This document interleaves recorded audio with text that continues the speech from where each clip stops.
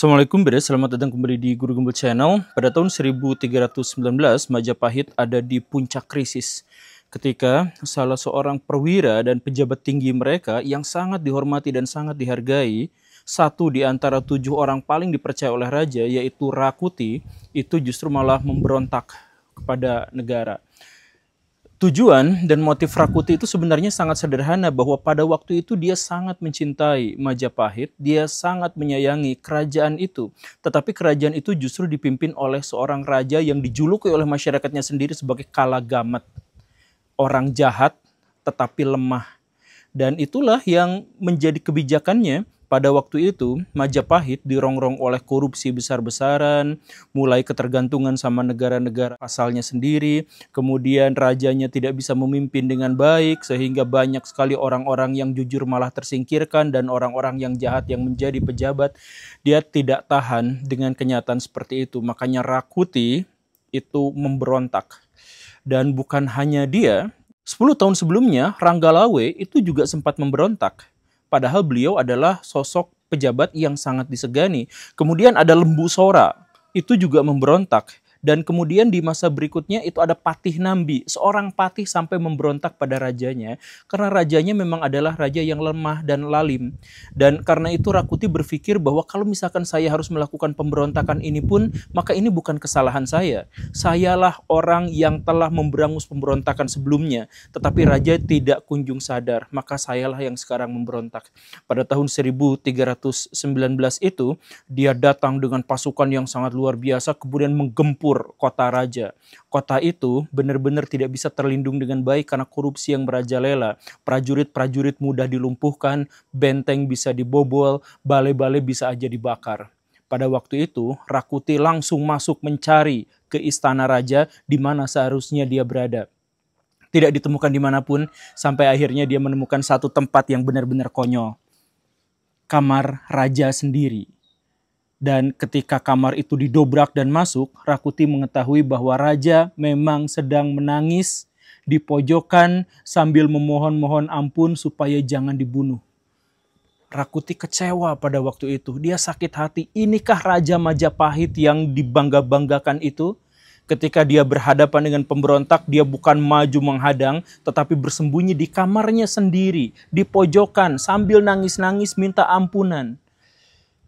Rakuti sebenarnya memiliki senjata yang sangat luar biasa, Padmayoni. Senjata itu adalah senjata dewa. Senjata itu bahkan bisa menembus baju zirah yang paling tebal sekalipun, bisa menembus batu, bisa menembus kayu yang sangat tebal. Awalnya, Rakuti berpikir bahwa saya bisa aja membunuh raja dengan Padmayoni, tetapi dia urung. Padmayoni terlalu berharga, terlalu sakti, kalau misalkan hanya digunakan untuk membunuh raja semacam ini. Jadi dia menyarungkan kembali Padmayoni dan kemudian berjalan. Dia memutuskan untuk menghabisi hanya dengan tangan kosong. Tetapi luar biasanya ketika Rakuti beranjak perlahan mendekati raja yang sangat ketakutan itu, ada sekelebat sosok yang tidak bisa diidentifikasi dengan jelas saking cepatnya gerakannya. Dan gerakan itu memalingkan wajah Rakuti sejenak sampai akhirnya Rakuti sadar bahwa Raja Jayanegara si Kalagamat itu sekarang sudah tidak lagi di tempatnya. Dia hilang bersama kelebatan sosok makhluk misterius itu. Pada waktu itu Rakuti berpikir siapa sebenarnya yang menyelamatkan Jayanegara. Dia tahu ada orang sakti yang menyelamatkannya. Dia tahu sosok misterius tadi itu adalah bagian dari istana Majapahit yang masih belum bisa ia tundukkan. Tapi siapa? Sejauh yang diketahui oleh Rakuti sebagai orang yang kepercayaan raja, dia tahu bahwa perwira-perwira yang lain berpihak padanya atau mati di tangannya. Jadi siapa perwira itu? Dia berpikir sejenak sampai akhirnya dia terpikirkan satu hal. Si gendut itu, Gajah Mada. Gajah Mada itu adalah orang yang konon katanya sakti, konon katanya hebat. Tetapi itu hanya cerita-cerita saja. Sosoknya sebenarnya cukup misterius, tidak diketahui dengan baik. Salah satu alasannya adalah bahwa dia itu adalah perwira rendahan, biasa-biasa aja. Dia pada waktu itu memang memimpin Bayangkari, tetapi latar kesaktian gurunya siapa dan sebagainya tidak diketahui dengan jelas. Konon katanya dia anak raja terdahulu yang dibuang. Konon katanya dia anak dewa, tetapi itu semuanya hanya cerita. Dan baru kali itulah Rakuti melihat kesaktian Gajah Mada, bergerak dengan sangat cepat, kemudian hilang entah kemana. Rakuti sadar bahwa Gajah Mada belum pergi jauh. Dia akhirnya membalik badannya, keluar dari kamar raja, kemudian keluar dari istana raja, dan tepat disitulah dugaannya benar-benar terbukti. Majapahit di tengah lapangan di hadapan istana sedang bersidakep dengan tegak dan tegas. Dia menunggu Rakuti. Rakuti berkata padanya, "Gajah Mada, di mana kamu sembunyikan si Kalagamat itu?" Gajah Mada berkata bahwa raja sudah diselamatkan oleh sebagian pasukan Bayangkari. Dan sebagian pasukan Bayangkarinya sedang membantai pasukan-pasukanmu di luar sana. Itu kata Gajah Mada. Lalu Rakuti berkata, "Kenapa kamu masih saja membela raja semacam itu? Majapahit hancur gara-gara dia. Korupsi merajalela gara-gara dia. Sekarang Majapahit tidak dihormati dan dihargai oleh kerajaan-kerajaan yang lain juga gara-gara dia. Sekarang orang baik tersisihkan, orang jahat berkuasa di istana. Kenapa kamu masih mempertahankan kerajaan yang seperti itu?" Gajah Mada berkata, "Gak usah berceramah soal moral. Tujuan kamu yang sebenarnya tentu saja adalah menjadi raja. Kalau misalkan kamu ingin memperbaiki Majapahit, kamu ada di posisi terbaik. Kamu penasehat raja, kamu pemimpin pasukan militer, kamu bisa memperbaiki segalanya. Tetapi daripada itu, kamu lebih memilih untuk memberontak daripada menyelamatkan kerajaan. Omong kosongmu itu tidak bisa diterima," kata Gajah Mada. Kemudian Rakuti marah. "Dengarkan Gajah Mada, Patih Nambi itu adalah orang yang lebih baik dan lebih hebat daripada kamu, lebih tahu soal kerajaan, dia memberontak. Ranggalawe, dia adalah panglima militer terkuat Majapahit dan dia juga memberontak.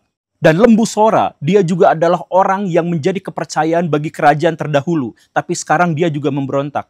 Semua itu adalah perwira-perwira yang jauh lebih tahu terkait dengan kerajaan daripada kamu sebagai perwira rendahan," kata Rakuti. Kemudian Gajah Mada berkata, "Ya, satu-satunya kesamaan di antara orang-orang itu adalah mati sebagai pemberontak. Dan kalau misalkan kamu masih melakukan hal yang sama, kamu adalah orang keempat yang akan mati sebagai pemberontak." Rakuti marah diperlakukan seperti itu. Dia langsung membuka sarung Padmayoninya dan bergerak merangsek dengan kecepatan yang luar biasa pada Gajah Mada. Tetapi yang tidak disadarinya adalah sebelum dia bisa melihat apa yang sebenarnya terjadi, Gajah Mada hilang dari pandangan dan tiba-tiba muncul tepat di depan mukanya. Ketika dia sedang merangsek maju dengan kecepatan tinggi, Gajah Madanya tiba-tiba ada tepat di depannya dan hampir bertabrakan.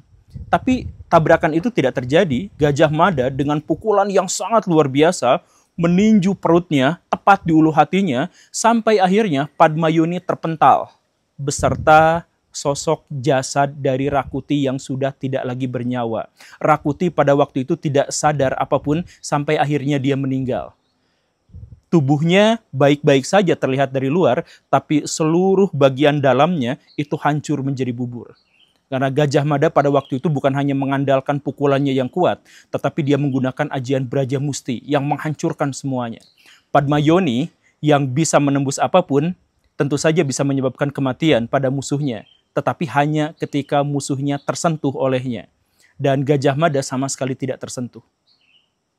Setelah kematian dari Rakuti, Gajah Mada kemudian mencengkram kepalanya, mencabuti kuncirnya, dan kemudian membawanya ke luar istana. Di tengah-tengah pertempuran antara Bayangkari melawan pasukan pemberontak, Gajah Mada mengangkat kepala Rakuti. "Wahai para pemberontak, sekarang pemimpin kalian sudah mati. Apakah kalian masih memilih berpihak pada orang mati atau kepada raja yang sampai sekarang masih hidup?" Pertempuran pada waktu itu sejenak berakhir dan orang-orang langsung sujud tunduk bahwa semua sudah selesai. Pemberontakan sudah reda dan krisis sudah bisa diatasi. Majapahit tetap tegak berdiri Walaupun istananya hancur, benteng-bentengnya runtuh, balai-balainya terbakar, tetapi semuanya bisa diperbaiki. Dan walaupun Raja Kalagamet Jayanegara itu masih bertahta, tapi sekarang dia didampingi oleh patih paling kuat di Nusantara, Gajah Mada. Si Gajah Mada itu mendapatkan banyak sekali penghargaan, mendapatkan banyak sekali sanjungan, dan tak lama setelah itu Gajah Mada dianugerahi jabatan sebagai Mahapatih. Disitulah kemudian dia berkata dalam pidatonya yang sangat singkat, "Saya Gajah Mada, saya bersumpah bahwa saya tidak akan beristirahat sama sekali sampai seluruh wilayah Nusantara bersatu padu dalam satu kesatuan." Itulah yang kemudian kita kenal sebagai sumpah.